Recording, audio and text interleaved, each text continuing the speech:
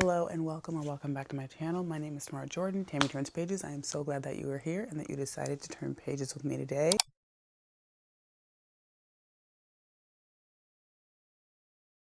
I actually filmed this video yesterday and the sound was not great. So I decided to film it again. I hope this time it's a little bit better, fingers crossed. I won't be refilming it again. But because of that, I'm going to have only about 20 minutes to film this. So I'm going to film the second part of it, which is the TBR jar tomorrow. All right, so I'm just gonna check on my notes here that I have written for the books. I was supposed to have read Things We Hide from the Light for my book that's over 4 stars on Goodreads, and I just didn't do it. I was in kind of a slump, so that's why. But I did instead read Just for the Cameras. This one is by Megan Quinn. This one follows our main characters, Graydon St. James or St. John and Maple. Graydon he's a football player. He's a famous football player in San Francisco and, oh, my cat. And Maple is a zoologist and she loves flamingos. That's why there's flamingos on this. He is told to start publicly dating her in a way. It's like fake dating. But he's frustrated because he doesn't feel like this is worth his time, basically. And they're very different. He is grumpy, for sure, very, very grumpy, and has a lot of back trauma, like past trauma that we are finding out about throughout this book. And Maple is more happy-go-lucky, sunshiny, and fun. And I just really thought that their connection and their banter was very cute. And I just like the way that Maple responded to Graydon. It was Graydon. He was just a mess. He was closed off, very closed off, and she kind of brought him out. So I did like this. It was kind of spicy, but I thought it was good. I probably would give it a 3 point. No, I think I would give this a 4. Okay, so the next one is The Fangirl Project by Beth Rickles. This one is following our main character, Harris. Harris is basically obsessed with a boy who is obsessed with fandom culture. So what she does is she tries to emulate that so that she can be with him and so that he thinks that she's, as cool as he is. They have been friends for a long time, since they were kids, and she just thinks that he's, the one for her. But what I liked about this was that it wasn't, because originally it is her just kind of doing all these things for him and trying to connect with him. But what I loved about it is that she grows in this. Obviously, this is YA. And there is a lot of like, why are you doing that kind of? But she's young and she's trying to grow and she's trying to learn how to be a girl. This is like girlhood kind of. But I like this a lot. I thought this was very sweet. It is very YA. I liked the character growth, especially on Karis's side. And I thought this was very cute. Gave this a 3.5. And this one was for YA. The next book I read was An Academic Affair. This one is by Jodi McAllister. I had this on audio. This was meant to be for academic rivals, and this was very academic rivals. Had a lot of like academic themes in it, like writing term papers, and she was our main character, Sadie, was always talking about like what she was reading, her favorite books and things like that. But it follows our main character, Sadie and Jonah. They are basically two literature academics who have basically spent years of their lives competing with each other for some reason. They are both going out for like this position, this kind of job that they both want. And they know that only one person's going to be able to get it. However, there's a clause in this job that if you are married, then your spouse can also get the job. So they end up getting married. So it is a marriage of convenience. And I mean, it was okay for me. I didn't really find that believable. There was a lot of forced proximity as well. And there was kind of like a lot of banter. But I will say, besides it not being that believable, Sadie had a really tumultuous relationship with her sister. It was taking over the storyline. This was meant to be me getting connected to the characters Sadie and Jonah and their relationship, their fake relationship. And instead I felt like I was focused more on Sadie and her sister, which kind of took me out of it in a way. So, but it was okay. I will be reading the second one. I gave this a 3-star. This is the first in, I think, a companion series, so I think there's going to be 2. I did like it. I just didn't love it. It was a 3-star. The next book is Anderson in Bloom, and this one I read for the small town. I think it was just like small town romance or small town. This story is following Anderson. She's going through it. She is emotionally disconnected with everybody around her, and she feels very uncertain in life. She's trying to figure out who she is. She's struggling with identity and struggling with being what she thinks everybody's idea of her is supposed to be. Like, she's trying to figure out if that's what she's supposed to be. She grows close to, is very open and honest, and is kind of drawing her out of herself. They were like old time, like rivals. Anderson was at one point a child actress. So she's trying to move past that. I liked this relationship. It was queer and there was a lot of growth on both sides, but really on Anderson's side. I thought it was good. I like Jennifer Duggan's writing. So yeah, I think this is considered new adult, but I really liked it. I gave it a 3.5. I just thought the story wrapped up really well too. And I just thought it was good. Then the last one is To Be Taught If Fortunate by Becky Chambers. This story follows 4 astronauts traveling through deep space, and they are studying planets that we could potentially live on. The crew members are Ariadne, that's the engineer and the narrator, Jack Vo, geologist, Elena's a meteorologist, and then Chikondai is a biologist. They all work together trying to find a suitable planet for us because, the Earth is dying. And in this point, the Earth is already basically dead. Before leaving, they undergo biological modifications on their bodies so they can survive being in this environment as they, kind of explore these new worlds. They see a lot of things, they discover a few things, but they're always in constant contact with the Earth and the people on Earth, even though it's basically cooked.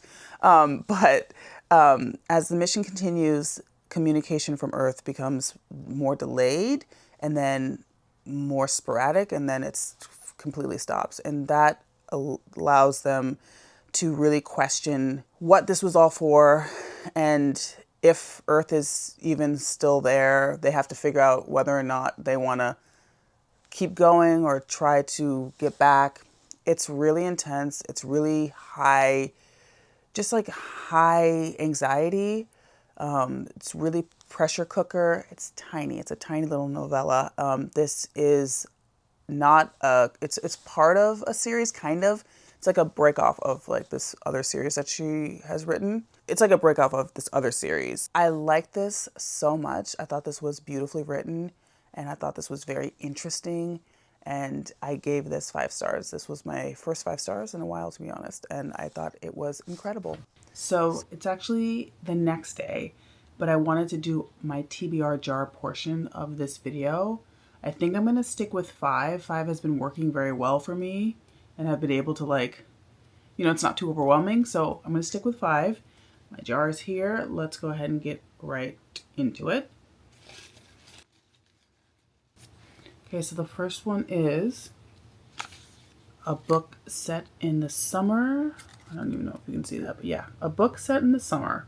That's easy. I have so many. So I think I'm going to do the one I just got. I'm going to do Our Perfect Storm. This one is by Carly Fortune. I do want to tell you what it's about. It says, best friends have one week in paradise to fix their friendship or fall apart in this heart-stopping, utterly romantic novel from Carly Fortune. Frankie and George have been best friends since they were 8 years old. Both passionate, impulsive, and headstrong. They've always clashed and then come back together until now. It's the eve of Frankie's wedding weekend, and she doesn't know where they stand, even if George will show up as her best man. For one glorious evening, surrounded by her loved ones, Frankie's life is finally perfect. But it all comes crashing down when her fiancé dumps her the next morning, leaving only a note as an explanation. So this feels very dramatic, and I think this would be really, really fun to read in June. perfect vibes. Yeah, this will be my first one. All right, number 2. Okay, so this one says movie star romance. I have one that I think will go. All right, so I have it. It is called Stars in Your Eyes. This is by Kaysen Calendar. This one says, Logan Gray is Hollywood's bad boy, a talented, troubled actor who the public loves to hate.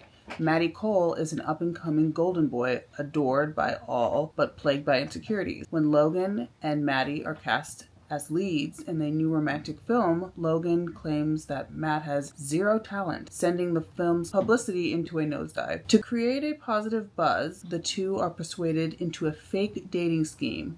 But as the two actors get to know their characters, real feelings start to develop. All right, I'm into it. And I've been wanting to get this off my TBR for a while, so this will be the next one, number 2.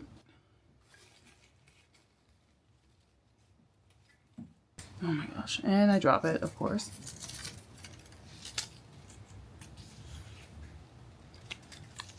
Okay, this one says read a book chosen by your friend. So I will text somebody and then I will get back to you on this one. So let's do number 4.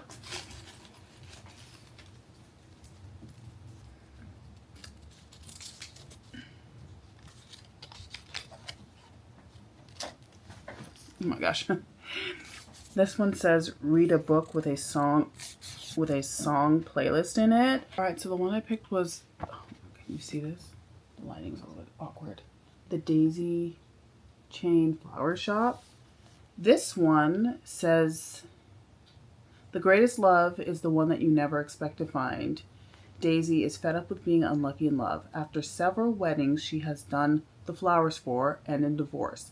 Her beloved flower shop has gained reputation for being cursed, thanks to Mayor Kelly and his infamous visions. Dream Harbor's newcomer Elliot has been adjusting to small town life, following his own relationship turmoil.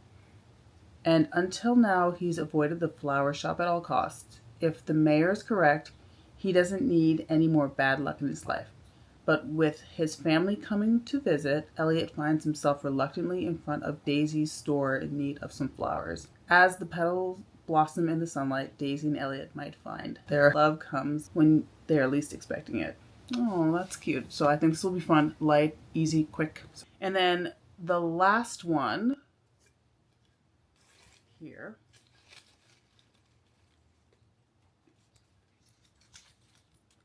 Okay, so this one just says, read a book that gives you cozy vibes.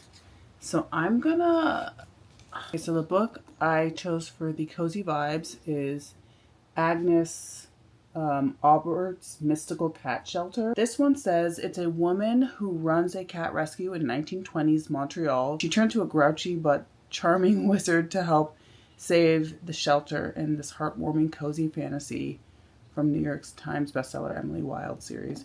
Okay, Agnes Aubert leads a meticulously organized life, and she likes it that way. As the proudly type A manager of a much-needed cat rescue charity, she has devoted her life to finding forever homes for lost cats. But after she is forced to move the cat shelter, Agnes learns that her new landlord is using her charity as a front for an internationally renowned and thoroughly disreputable magic shop owned by the disorganized, not to mention self-absorbed, irritating, but also decidedly handsome Havelock Renard, a magician and failed Dark Lord.